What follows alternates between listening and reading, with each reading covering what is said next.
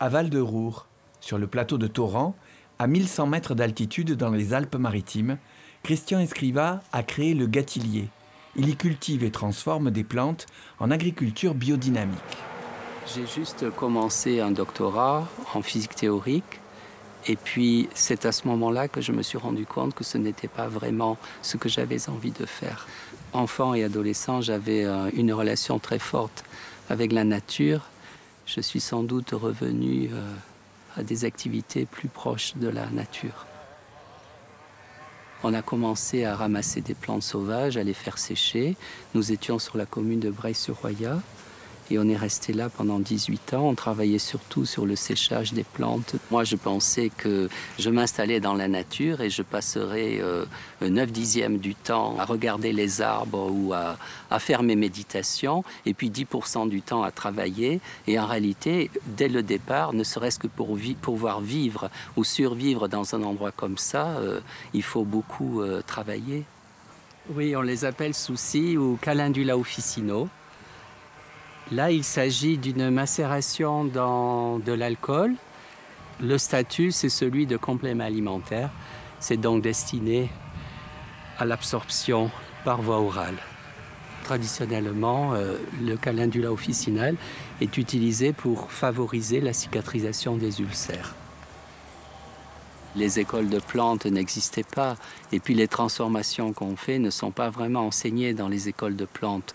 Par exemple, la fabrication d'alcoolature consiste en une série d'opérations extrêmement complexes, fines, délicates. Nous avons appris sur le tas. Mais en même temps, on a rencontré les personnes qu'il fallait, du milieu par exemple des botanistes ou des pharmaciens, ou alors des personnes qui travaillaient sur d'autres transformations. C'est du myrte commun. Je ne pensais pas qu'après une quinzaine d'années de travail, je serais dans une situation telle que je pourrais animer des stages et des séminaires sur les plantes médicinales. Mais c'est pourtant ce qui s'est passé, et c'est parce que nous avions accumulé beaucoup de savoir. Au départ, on croit qu'il suffit de ramasser des plantes, de les sécher ou de les transformer et puis de les vendre. Mais en réalité, le cadre réglementaire est vraiment extrêmement serré, et il est d'ailleurs de plus en plus serré au fil des années, à un point tel que nous avons dû, il y a 7 ou 8 ans, avoir recours à une pharmacienne. Il y a des plantes qui ne sont pas libérées et qui, à mon avis, devraient l'être parce qu'elles sont traditionnellement utilisées, par exemple, depuis très longtemps, et que je ne vois pas de raison de les interdire. Mais les choses sont très plastiques en ce moment, ça bouge.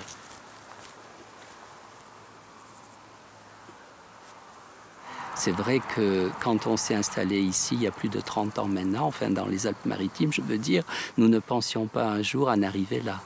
4 ou 5 salariés, plus 2 gérants, et puis des personnes qui travaillent autour, qui nous aident pour certaines cueillettes, par exemple. Une petite entreprise qui est saine, qui tourne bien, qui a une clientèle fixe. Tu peux me sentir cette huile, s'il te plaît ? Même dans l'agriculture repérée et cataloguée en tant que bio, il y a des produits, notamment des huiles essentielles, qui sont d'une qualité absolument déplorable. Il y a une quinzaine d'années, nous avons commencé à pratiquer la méthode biodynamique, qui est donc une méthode encore plus fine que l'agriculture biologique et qui permet d'obtenir des végétaux beaucoup plus puissants. Voilà le fruit de la distillation de 230 kg d'aneth. L'aneth est traditionnellement utilisée en plante fraîche pour aromatiser le poisson, mais là il s'agit d'un usage plutôt d'aromathérapie, c'est-à-dire un usage pour la sphère digestive. Les exigences du public augmentent quant à la qualité des extraits végétaux, notamment à la qualité des huiles essentielles, et la production qui doit suivre doit être une production de qualité.